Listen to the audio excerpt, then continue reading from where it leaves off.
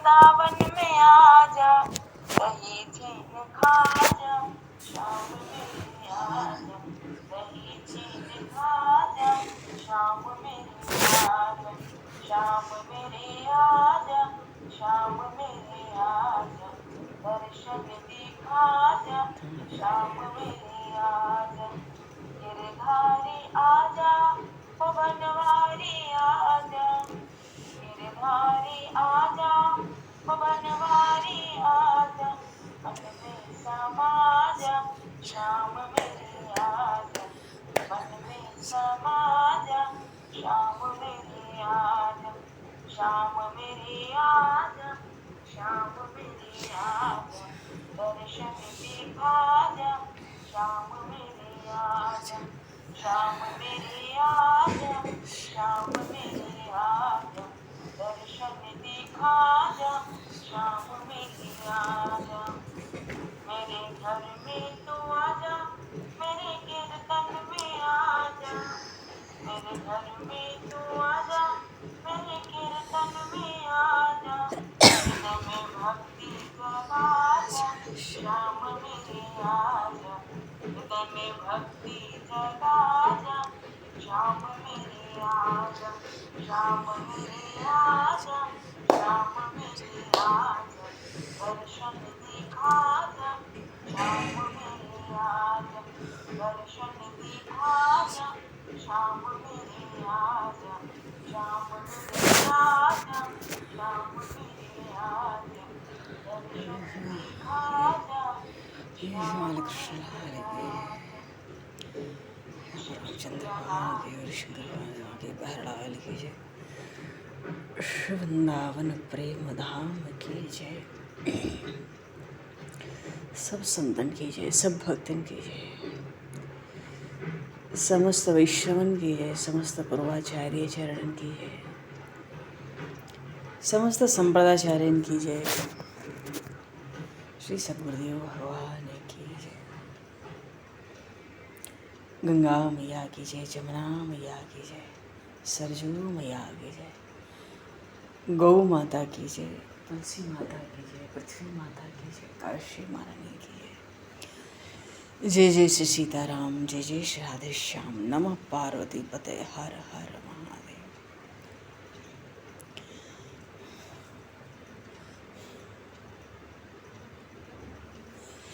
अनंत कोटि ब्रह्मांड नायक सर्वेश्वर पूर्ण परात्पर ब्रह्म, असंख्य कल्याण गुण गणनिलय, भक्तवांक्षा कल्पतरु, शरणागत वत्सल, भक्त वत्सल, दीनबंधु दया सिंधु भगवान श्री राधा माधव की असीम कृपा करना से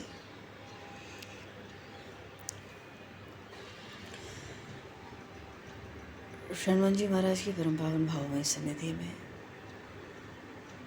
महापुरुषों की भावमय उपस्थिति में एवं आप सभी श्रद्धालु भक्त वैष्णवों की मंगल सन्निधि में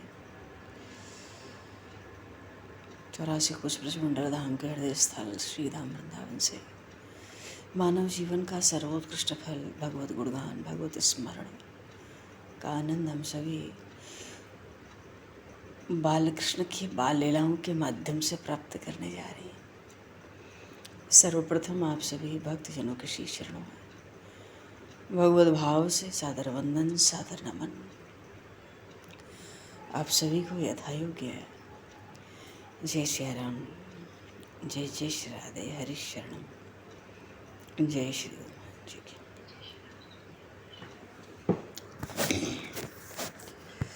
जय वंशी विभूषित करान्नवनीरदाभात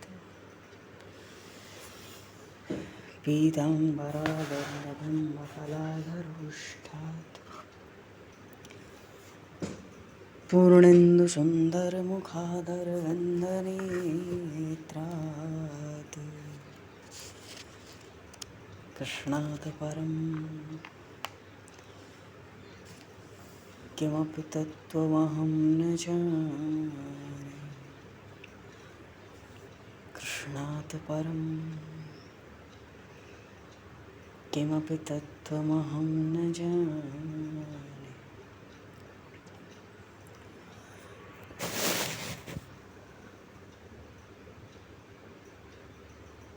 भगवान श्री बालकृष्ण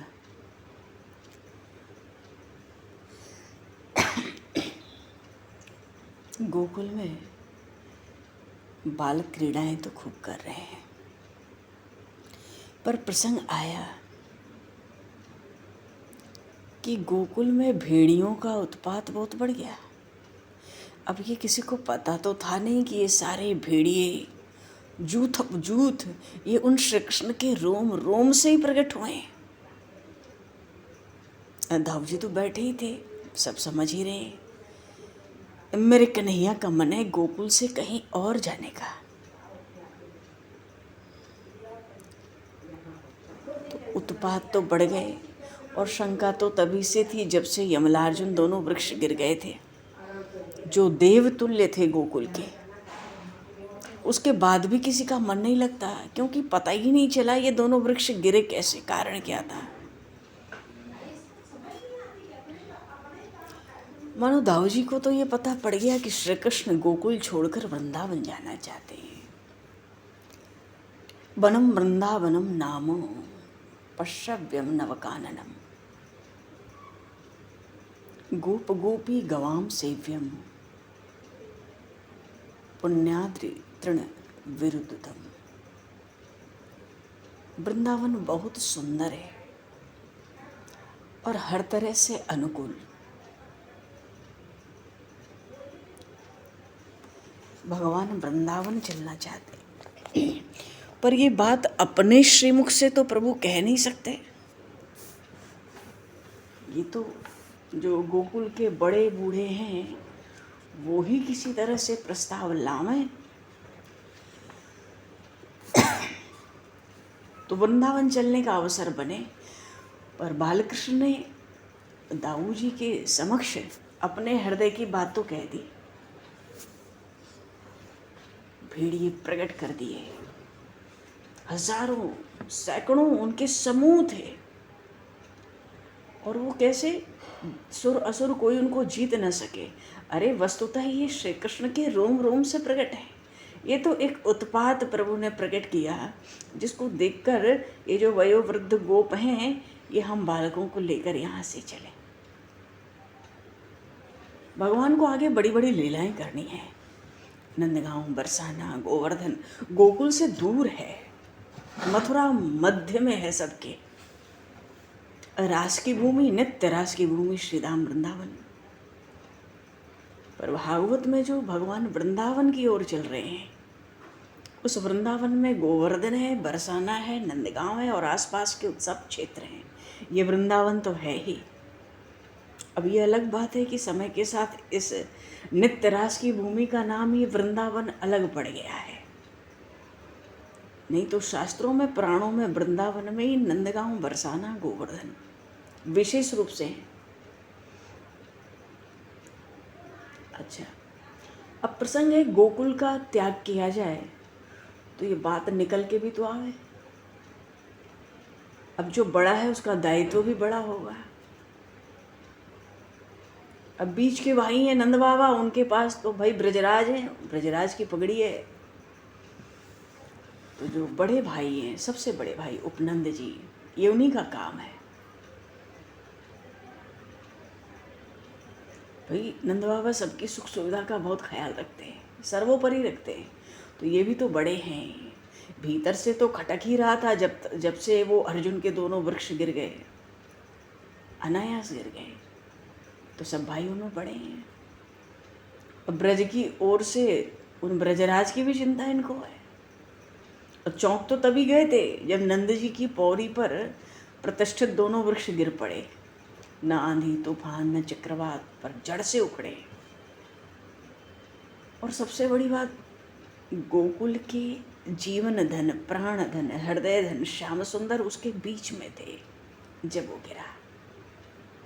नारायण ने रक्षा की, सदा ही रक्षा कर लेते नारायण हमारे श्याम सुंदर की।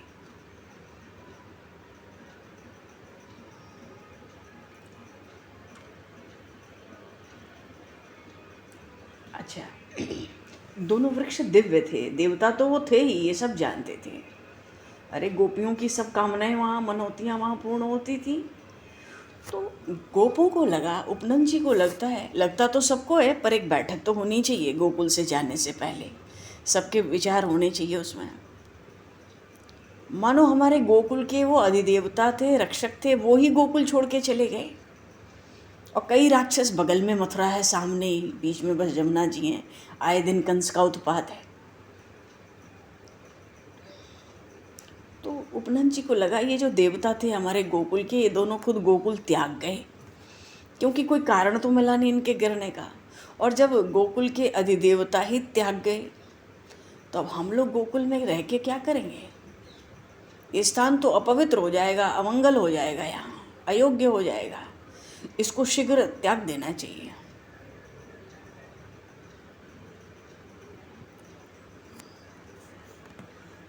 क्योंकि जब किसी हर गांव का एक कुल देवता होता है, कुल देवी होती है, वो ही त्याग दें तो फिर वो स्थान रहने योग्य नहीं होता है। ये बात शास्त्र सम्मत भी है। तो कोई और स्थान देखना चाहिए रहने का। तो उन्होंने अपने छोटे भाई सनन जी से कहा, देखो हमारा सर्वस्व तो ये नंदनंदन श्याम सुंदर है, और जब से ये आया इसके ऊपर आपत्तियां ही आती हैं। पूतनारी तृणावर्त आया, कंस तो उसके पीछे पड़ा है। गोकुल के अधिदेवता भी दोनों वृक्ष त्याग कर गोकुल चले गए। ये तो रक्षा कर रहे थे, अब न जाने यहाँ क्या होगा। हम सबको भी स्थान त्याग देना चाहिए।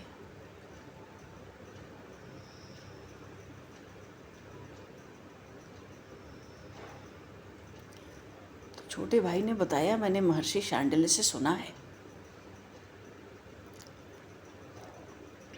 कि जो मथुरा मंडल है, इसके बीच में 20.5 योजन का जो भूभाग्य है, बड़ा दिव्य है, मानो 84 कोस ब्रजमंडल। और इस दिव्य भाग का हृदय है वृंदावन, और मथुरा मंडल में सब वनों में वृंदावन सर्वश्रेष्ठ है। बोलिए श्री वृंदावन धाम की जय। और वहाँ गिरिराज पर्वत भी है, यमुना का प्रवाह भी है, पुलिन भी है। और फिर बरसाने के जो स्वामी हैं वृषभानु जी, अपने अभिन्न मित्र हैं, और उनके पास में ही तो नंदीश्वर गिरी है, नंदीश्वर पर्वत, वो अपने रहने योग्य है। तो वहाँ वृषभानु जी का भी बल मिल जाएगा, उनका भी सहयोग मिलता रहेगा, आपस में भी आनंद बढ़ेगा, और कंस से भी कुछ होगा, राक्षसों से तो हम लोग निपट लेंगे मिलजुल के। तो बरसाने में बृहद सानुपुर में तो रहते हैं, उनके सामने ही तो वो नंदीश्वर पर्वत है, ये भगवान शिव के नंदेश्वर हैं। हाँ जी, बोलिए से आशुतोष भगवान की। भगवान शिव ने इनको भेजा है, तपस्या करो, बहुत समय से तुम पर परब्रह्म परमात्मा आवास बनाएंगे। ये नंदीश्वर पर्वत पे ही नंदगांव है, बहुत समय से तप कर रहे थे ये। तो ठीक है, जमुना जी हैं, गिरिराज गोवर्धन हैं, सब है, बगल में वृषभानु जी हैं, सब तरह से आनंद है। इन नन्हे नन्हे शिशुओं को भी और सखा मित्र मिल जाएंगे, कंस से हम बहुत दूर भी हो जाएंगे। वृषभानु जी को पाके हमारा बल भी तो दुगना हो जाएगा। और नया वन है वृंदावन, पर्याप्त जल की सुविधा है, तो हमारे गायों को, बैलों को, अन्य पशुओं को भी सब सुविधा हो गई। अरे गोवर्धन की तलहटी में ये चारा चर लेंगे, जमुना जी हैं ही, और यहाँ बगल में रह के वो कंस इतना कुटिल है, कब तक बचे रहने की आशा करते रहेंगे हम लोग। और कोई हम लोग दुर्बल थोड़े ही हैं गोप, लेकिन कंस सामने से तो युद्ध करने आता नहीं, क्रूर चेष्टाएं करता है। बड़े मायावी राक्षस हैं, उसकी माया कौन पार पावे। तो भैया ये वाहन त्यागो और चलो। और फिर वृंदावन अनेक बार देखा हुआ था, लेकिन पूरा गोकुल लेके बसना है वृंदावन में, तो एक बार चल के उसको देखना भी तो चाहिए। सुबह ही छकड़े जोड़ लिए, बैठ गए, चल पड़े।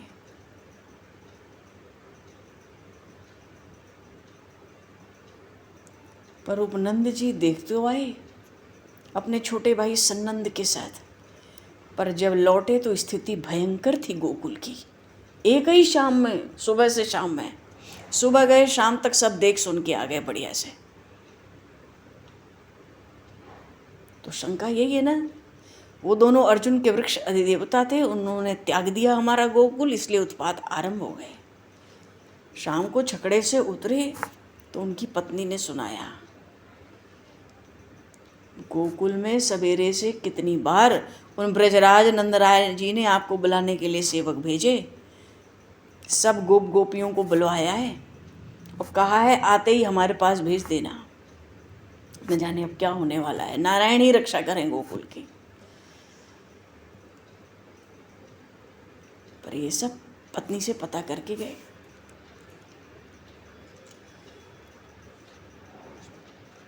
बात यह है कि यशोदा मैया ने सब नन्हे नन्हे बालक तो उस यमलार्जुन वृक्ष की शाखाओं में ऊपर नीचे खेलते कूदते, ताली बजाते, किलकते, नाचते हैं, छुपते हैं। और सुबह ही कलेऊ से पहले बाल भोग प्रभु करते, सब बालकों को मैया बाल भोग कराती। उससे पहले ही जब मैया ने देखा तो बहुत सारे भेड़ियों के चरणों के चिन्ह और नंद भवन से निकले हुए, मानो नंद भवन के भीतर घुस गए थे। पहले तो लगा कि चारों ओर कुत्तों जैसे सिंह हैं, बड़े बड़े कुत्ते हों। चौंक गई थी यशोदा मैया, पर धक्क से हो गया ना हृदय, अरे ये तो भेड़ियों के पैरों के चिन्ह हैं। वो नंद द्वार तक आ गए। चलो हमारे कृष्ण बलराम तो सुरक्षित है, कोई विशेष उत्पात तो नहीं किया। कब आए किसी को पता ही नहीं, हो सकता रात में ही आ गए हों, फिर कहीं वन में चले गए हों आसपास। यशोदा जी ने खूब पुकारा तो नंद बाबा के छोटे भाई जो नंदन ने दौड़ के आए थे, उन्होंने पहचान की ये बड़े कुत्ते नहीं हैं, ये तो भेड़ियों के पैरों के चिन्ह हैं। भैया दौड़ दौड़ कर तो उन्होंने सबको सूचित किया कि आज गायें चरने नहीं जाएंगी, गौशाला में रखो, क्योंकि महावन में जितने पशु हैं सब शांत स्वभाव के। कुछ शेर भी थे, पर गौशाला में वो कभी प्रवेश नहीं किए, किसी गौ बछड़े पर आक्रमण नहीं किया। भेड़िए तो वहाँ थे ही नहीं, और भेड़िए तो बड़े धूर्त होते हैं ना, भयंकर होते हैं, और समूह में रहते हैं, एक दो नहीं चलते हैं। अपना ही कोई मर जाए उनका तो उसके शव को भी नोच खाते हैं, मानो इनमें दया नाम की चीज नहीं होती।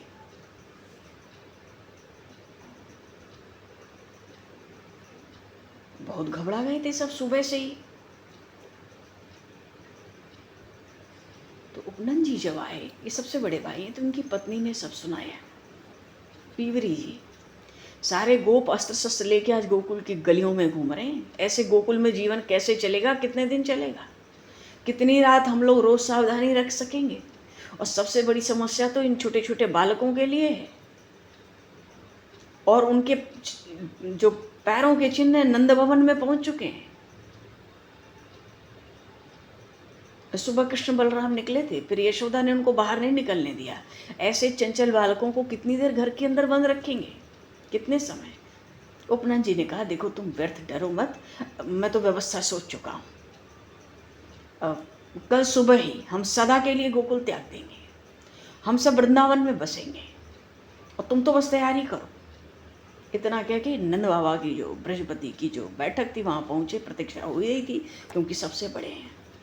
जाते उन्होंने कहा देखो मैंने सब बात सुन ली है, और कंस का सगा भाई एक सुनामा राक्षसों की भारी सेना लेके दोपहर में जमुना जी के इस पार मानो गोकुल में उतर चुका, ये भी खबर आ चुकी थी। तो क्या मायावी राक्षसों के पैरों के चिन्ह थे, पर इतने भेड़िए आए कहाँ से, कितनों से निपटेंगे, ये तो बड़े समूह के समूह हैं। चलो बातचीत हुई, और बात यह है कि वो जो कंस का भाई आया था ना सुनामा, राक्षसों को लेकर गोकुल में दोपहर कोई आ गया जमुना पार करके, वो जितने भेड़िए थे ना उनको निपटा दिए, कंस के भाई को भी उसकी सेना को भी। बात यह है कि ये भेड़िए तो सब भगवान श्री कृष्ण के रोम रोम से प्रकट हुए थे। ये बात केवल दाऊ जी को पता थी क्योंकि उनके सामने हुआ, पूर्व प्रसंग में कथा हुई। तो ये सारे भेड़िए उन राक्षसों को मार डाले। अद्भुत भेड़िए है ना। प्रसन्नता तो बहुत हुई ब्रजवासियों को, गोपों को, लेकिन इस कंस से कब तक ऐसे निपटते रहेंगे। और फिर ये जो छोटे छोटे इतने बालक हैं गोकुल में, इनको भी तो सुरक्षित करना है। न जाने वो कहाँ, और इन भेड़ियों को कोई पालतू भी तो नहीं बना सकता। और जब तक ये रहेंगे गायें भी हमारी वन में नहीं जा सकेंगी। अब यहाँ रहने का कोई अर्थ तो बचा नहीं। इन्होंने प्रस्ताव रखा वृंदावन चलने का, सबने बात मान ली। कब चलेंगे? महर्षि शांडिल्य मुहूर्त निकाले। महर्षि ने कहा सुबह चलो, कल सुबह, क्योंकि आज गायें चरने भी नहीं गई, सब बालक घर के भीतर। अब व्यवस्था करो। ऋषि मुनि, महर्षि शांडिल्य भी तो जाएंगे, कुल पुरोहित हैं, उनके साथ ब्राह्मणों का, ऋषि मुनियों का समाज भी जाएगा। बस उनकी संध्या बंदन हो जाए, संध्या गायत्री, बस चल पड़े। अंधेरे में तो निकल नहीं सकते कि सोचें और जल्दी निकल जाएं। और गोकुल से अगर नंदगांव तक जाना है तो रात्रि का विश्राम तो मार्ग में करना पड़ सकता है, क्योंकि बैलगाड़ियों पर हैं, कितने तो पैदल भी चल रहे हैं, और गाय बैल बछड़े बच्चे सब पैदल ही तो चल रहे हैं, समय तो लगना है। और फिर मार्ग में कुछ खाते पीते भी चलना है। बहुत सी व्यवस्थाएं देखते, पूरा गांव का गांव जा रहा है, गोकुल से नंदगांव वृंदावन जा रहे हैं।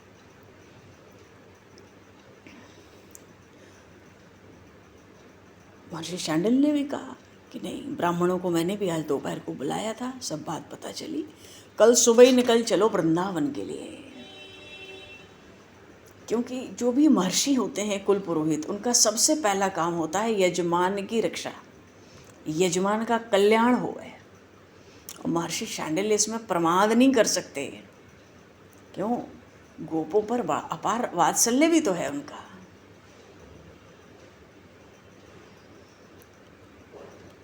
चलो जी, तो तैयारियां होने लगी बड़ी तेजी से। कल सुबह ही निकलना है। इतने लोगों को लगा दिया व्यवस्था में, कार्य में। बच्चे आज बाहर निकले नहीं, इनको अंदर ही रखो तो और शांति रहेगी, ज़्यादा काम होगा।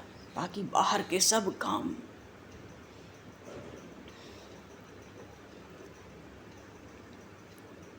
चलो,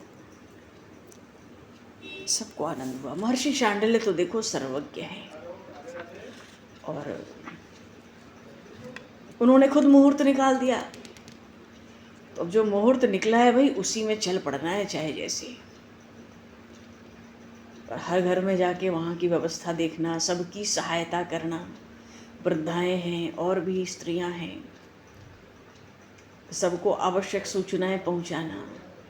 बालकों को रास्ते में कलेऊ करने के लिए भी तो कुछ रहना चाहिए, सबके भोजन के लिए भी तो रहना चाहिए। मानो अगले 2 दिन का भोजन तो बना लो, छकड़े में रख लो, कहीं रात्रि को विश्राम कर लेंगे वृंदावन के आसपास। और वृंदावन पहुँचेंगे तो 10, 11, 12, 1 बजे भी पहुँचेंगे तो शाम हो जाएगी। शाम तक वहाँ भी तो व्यवस्था करनी है, तो वही पर्याप्त कलेऊ हो जाए, भोजन हो जाए। बालकों के भी वस्त्र रख लो, खिलौने रख लो, वो आफत ना करें मार्ग में। क्योंकि जितना बाहर जाएंगे प्रसन्न तो होंगे, पर जितने बातें बनाएंगे तो उतना समय लगेगा इनके पीछे। सुबह ही गोदोहन कर लो, जल्दी कर लो, ब्रह्म मुहूर्त से पहले ही गोदोहन कर डालो कल। तो बड़ी रात तक मानो ये सब तैयारियां चल रही थी। तो रात थोड़ी देर हुई, कन्हैयालाल सो गए। उसके बाद तो ऐसी व्यवस्थाएं आरंभ हुई गोकुल में।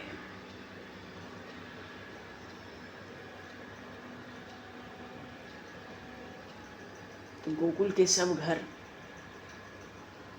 रात भर घूम घूम के, नंदन जी और उपनंद जी सबके घर जाके बड़ी देर तक तो नीलमणि को ही शयन करते देखते रहे। अरे उन पर दृष्टि चली जाए तो चरण कहाँ उठ पाते हैं। पर रात भर में उन गोपों ने बहुत काम किया। अब कृष्ण बलदाऊ एक ही सैया पर सो रहे हैं, सट कर सो रहे हैं, और जो बलराम जी हैं नींद में भी अपने अनुज कन्हैया के ऊपर अपना दाहिना हाथ रखकर उसको संभाले, और कन्हैया लाल बड़े भाई से लिपट कर ही सोए हैं। देवी रोहिणी को तो आज सांस लेने की फुर्सत नहीं है, क्योंकि व्यवस्थाएं उनके पास रहती हैं। किस छकड़े पे क्या क्या सामग्री रहेगी सब उनको ही संभालना है, उन्हीं के आदेश से होना है। और यशोदा मैया तो सदा से ही सीधी हैं, और जब से कन्हैया लाल आ गए उनकी गोद में और पगली सा बना के रखते हैं, इतने चंचल हैं। और केवल कन्हैया की थोड़ी, सब बालक वहीं रहते, इन्हीं को घेरे रहते। सारी दिन भर की बातें थकान की बस यशोदा मैया को सुननी है, इनको तो एक क्षण की फुर्सत नहीं है। अब कन्हैया सो गया, अब सब लग जाओ काम में। पता नहीं मैया तो ये व्यवस्था करती हैं यशोदा मैया कि मार्ग में ये शिशु कब क्या मांगेंगे, कब क्या खेलेंगे, कब क्या खाएंगे, इनके वस्त्र, इनके अलंकार, इनके पीछे विलंब न हो, ये तरह तरह के हट न करें, कोई नहीं, सब व्यवस्था रखो।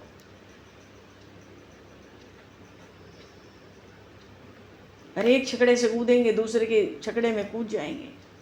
समझ तो है नहीं, बातें तो इनको समझाई जा नहीं सकती। चलो सब, माता रोहिणी तो व्यवस्था की सामग्री में लगी हैं छकड़ों पर, और यशोदा मैया सब बालकों की चिंता, इनकी व्यवस्था। और रात में ही बनने लगे, सामान लदने लगे छकड़ों पर, बैल जोते जाने लगे। सुध नहीं है किसी को, सब अपने अपने काम में लड़ गए।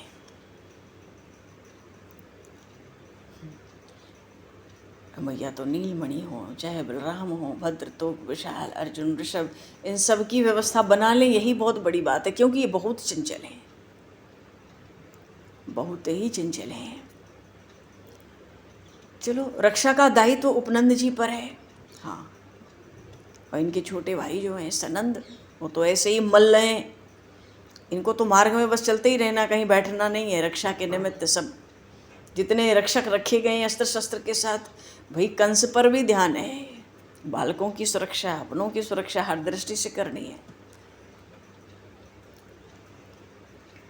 मार्ग में भेड़िए मिले तो हर तरह से कोई प्रसंग छूटा नहीं। ये तय हुआ कि गाय आगे आगे चलेंगे, सबसे पहले गाय को चला दिया जाए। अब भैया ये संभव नहीं है, क्यों? अगर कन्हैया क्या छकड़ा पीछे होगा तो गाय आगे चलेंगी ही नहीं, वो तो कन्हैया को देखते देखते पीछे पीछे ही चलेंगी। हाँ, हर तरह की तैयारी हो गई। सुबह सुबह संध्या तर्पण सब समाप्त करके महर्षि शांडिल्य ऋषियों मुनियों के साथ अपनी अग्नियां ले लेके अपने अपने रथों पर, छकड़ों पर, बैलों के तैयार हो गए, बैठ गए आके। और मधुमंगल को मनाना बहुत आवश्यक है, क्यों? थोड़ा भी छेड़ देगा तो सब बालक इसके पीछे हो जाते हैं। तो बहुत सारे मोदक अलग से दिए गए मधुमंगल को कि ये व्यस्त रहे अपने मोदक को ले लेके। भगवती पूर्णमासी के साथ बैठ गए और मुनि मंडली के साथ मधुमंगल को मैया ने आगे करा दिया, क्योंकि ब्राह्मण भी है और थोड़ा अन्य बालकों से दूर रहेगा तो ये चंचलता कम करेंगे। हाँ, और इसका सत्कार भी होगा, कह दो इसको खूब खाते रहने को मिलेगा, आगे आगे चलो। अब तो सब ओर से शंखनाद हो रहे हैं, तरह तरह की मंगलमय ध्वनि कर रहे हैं। मुनियों की मंडली स्वस्ति वाचन कर रही है, गायों को आगे हाँक दिया और गाय बछड़े बछड़ियाँ सब पीछे भाग आए दौड़कर।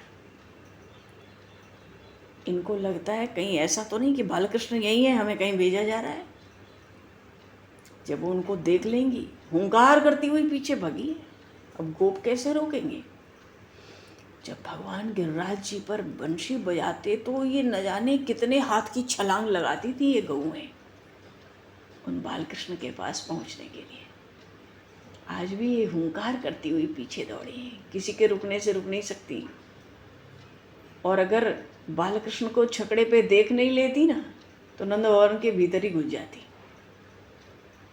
अब तो राम श्याम बैठेंगे माताओं के साथ शकट पर आकर, छकड़े पे साथ चल रहे हैं।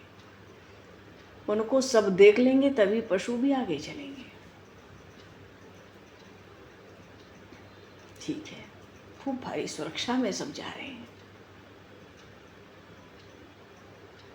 माताओं ने सोच लिया इन दोनों को तो नीचे उतरने देना नहीं है राम श्याम को, पर इनको 24 घंटा छकड़े पे रखना आसान भी तो नहीं है। कभी इन्होंने वन तो देखा नहीं है, वन की शोभा देखी नहीं है, ये पहली बार सब कुछ देखने जा रहे हैं। हाँ, केवल भद्र हैं, नंद बाबा के साथ आगे आगे चल रहे हैं। वृद्धों का शकट अलग है, गोपियों का अलग है। अस्त्र शस्त्र लेके जो युवा गोप हैं वो सब चल रहे हैं।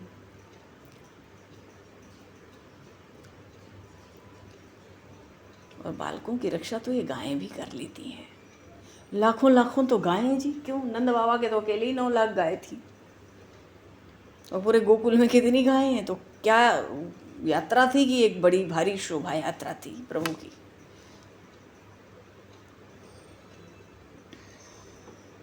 बालक बहुत चंचल है। जब ये छकड़े चलते हैं ना, शकट बार बार उठ के खड़े हो जाते हैं, किलकते हैं, ताली बजाते हैं। कभी कभी अपनी माताओं से कुछ पूछते हैं, कभी दूसरे छकड़े पे बैठे अपने सखाओं को बुलाने लगते हैं। बहुत प्रसन्न है आज बालक।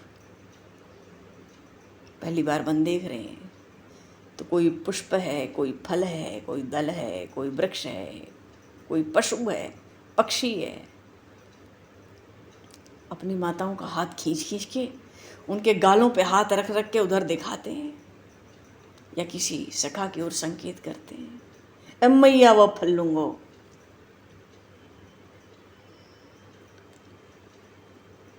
कन्हैया लाल हट करे, कोई बात नहीं है, कोई भी बालक हट करे, चारों तरफ तो रक्षक चल ही रहे हैं। कोई भी तोड़कर वो फल दे देता, कोई भी तोड़कर वो पुष्प दे देता। और ये नीलमणि इतने चंचल हैं, कई बार तो अड़ जाते थे मार्ग में। चाचा वो पुष्प मैं अपने हाथ से तोड़ूंगा।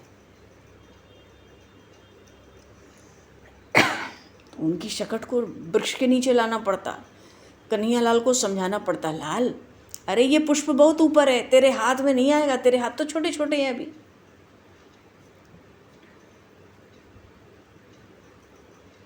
बालकों को पुष्प चाहिए, फल चाहिए, एक दूसरे को देना भी है, उसका उत्साह है।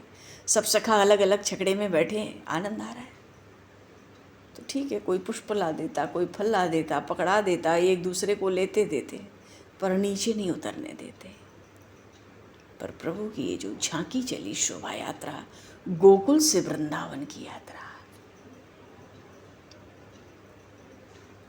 मार्ग में कितने तोते हैं, मोर हैं, सारिकाएं हैं, कबूतर हैं, हंस हैं, उड़ उड़कर इन सकटों पर आके बैठ जाते हैं।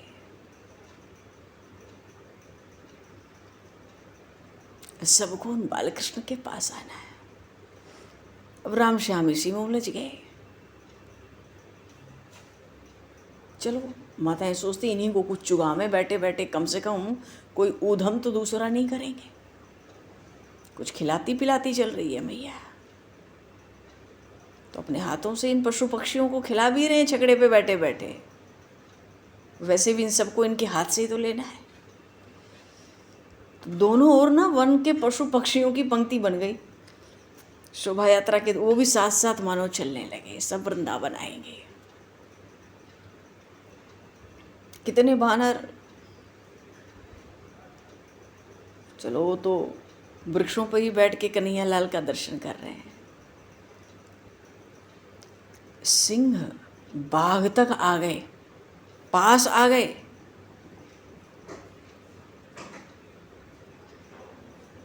अब कभी देखा नहीं है बहुत से पशुओं को, तो हाथ हिला हिला कर चाचा जी से पूछते हैं, चाचा वो कौन है, मानो उसका नाम बताओ, कभी देखा तो नहीं है, ये कौन है। कभी किसी पशु का नाम पूछना है, कभी किसी पक्षी का नाम पूछना है, कभी किसी को पकड़ना है, कभी कुछ खिलाने के लिए व्याकुल हो रहे हैं।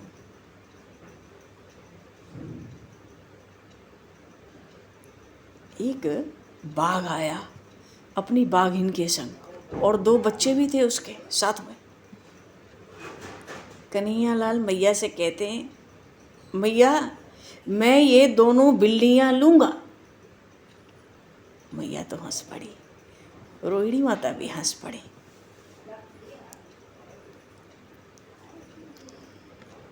क्यों? श्री कृष्ण बलदाऊ बाघ के उन दोनों बच्चों को पकड़ना चाहते हैं। चाचा जी ने कहा, लाल वो बिल्लियाँ नहीं हैं, वो उस बड़े से बाघ के बच्चे हैं। पर समझाना थोड़ी सुनते हैं वो।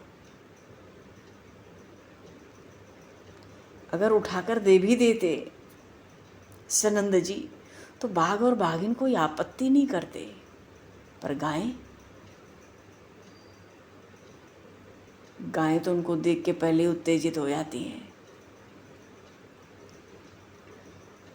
मचलने लगे, मैं तो लूँगा, मैं तो उन बिल्लियों को लूँगा।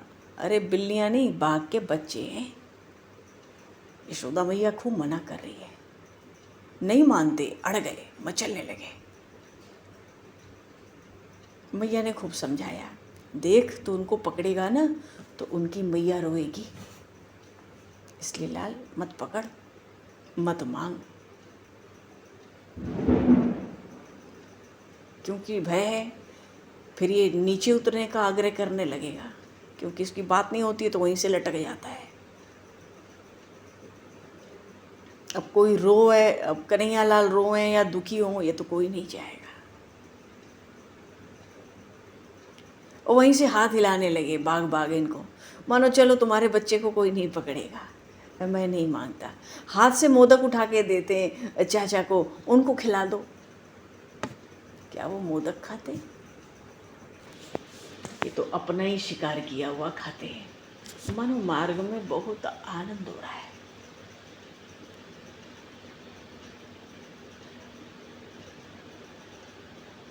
सब खाते पीते बड़े आनंद से, कलेऊ करते, आनंद मनाते। सब क्या करेंगे, सबका तो पेट इन नंदनंदन श्याम सुंदर के दर्शन से ही भर जाता है। हाँ, भरपूर कलेऊ होगा यमुना के कूल पर, जमुना के पुलिन पर। प्रभु नंदगांव जा रहे हैं आज, बगल में बरसाना है, बड़ा उत्साह है। इसलिए यहाँ के प्रसंग से अब गोपियों की भी लीलाएं, श्री जी की भी लीलाएं आरंभ हो जाएंगी वृंदावन जाते ही। अभी तक तो प्रभु गोकुल में थे, दूर है, अब तो सब लीलाएं आरंभ होंगी। तो जमुना के तट पर सबका भोजन प्रसादी होगा, ये तय हो गया है, महर्षि शांडिल्य ने तय कर दिया है। और भैया वहां तो विचित्र, इतने प्रसन्न है बालकृष्ण जमुना जी के दर्शन से। अरे ओ भद्र, ओ तो को मदमंगल विशाल अर्जुन, इधर देखो, इधर ये जमुना तो यहाँ भी है। अरे जमुना का यहाँ पुलिन भी है। अच्छा, बहुत आनंद है। अभी तो भगवान गिरिराज जी के दर्शन करेंगे और रात्रि में संध्या के समय विश्राम करेंगे, और फिर आगे के प्रसंग में नित्य वृंदावन धाम का प्रागट्य। विश्वकर्मा आएंगे, वो क्या बनाएंगे? वृंदावन, द्वारिका बनाएंगे वो। हाँ, नित्य वृंदावन तो धाम से प्रकट होगा रातों रात। प्रसंग बड़ा सुंदर है। जमुना पुलिन की ओर पहुंच रहे हैं, बहुत आनंद है। जमुना जी तो पार भी तो करनी है, नंदगांव जाने के लिए पार करनी होंगी, तो नौकाओं का ही तो सेतु बनेगा। यहाँ कोई राम सेतु तो बनना नहीं है वो वाला। और पहली बार नौका में चढ़ने वाले हैं बालकृष्ण अपने सखाओं के साथ, माताओं के साथ। बड़ा सुंदर भगवान का आनंद अद्भुत है, और अद्भुत आनंद लुटाते हुए क्यों गिरिराज जी प्रभु पहुँच रहे। जमुना जी का दर्शन होगा, वहाँ भोजन होगा। जब सब सोएंगे ना, उसी समय नित्य धाम प्रकट हो जाएगा रातों रात। बोलिए वृंदावन धाम की जय, 84 को सुब्रज मंडल धाम की जय। नंद नंदन श्याम सुंदर भगवान की जय। और हाँ, कल मंगलवार है, विनायक चतुर्थी, गणेश चतुर्थी, हर महीने शुक्ल पक्ष की चतुर्थी बड़ा मंगलमय दिन है और बड़ा मंगलमय सुयोग है। एक तरह का अक्षय पर्व है कल। थोड़ी व्यवहार में सावधानी भी बहुत आवश्यक है और बहुत समय पे ऐसा सुयोग बनता है। अग्नि पुराण में, भविष्य पुराण में पाते हैं, बड़ा सुंदर दिन है कल। सत्कर्मों को करने का, और नहीं तो कम से कम जो न करने योग्य कर्म हो पहले तो वो ही ना करें, उन्हीं से बच लें, क्योंकि अक्षय फल देने जैसा है। मंगलमय दिन है। बोले श्री बालकृष्ण लाल की जय, श्री राम राजा सरकार की, श्री गौरी शंकर भगवान की जय, श्री हनुमान राज की जय, सब संतन की जय, सब भक्तन की जय, श्री सद्गुरुदेव भगवान की जय। भगवान समय को दूषित करते हुए आ जाइए परवाणी को विराम। वाक्य पुष्पांजलि प्रभु के श्री चरणों में सादर समर्पित। आप सभी को भी यथायोग्य जय श्री राम, जय जय श्री राधे, हर शरण।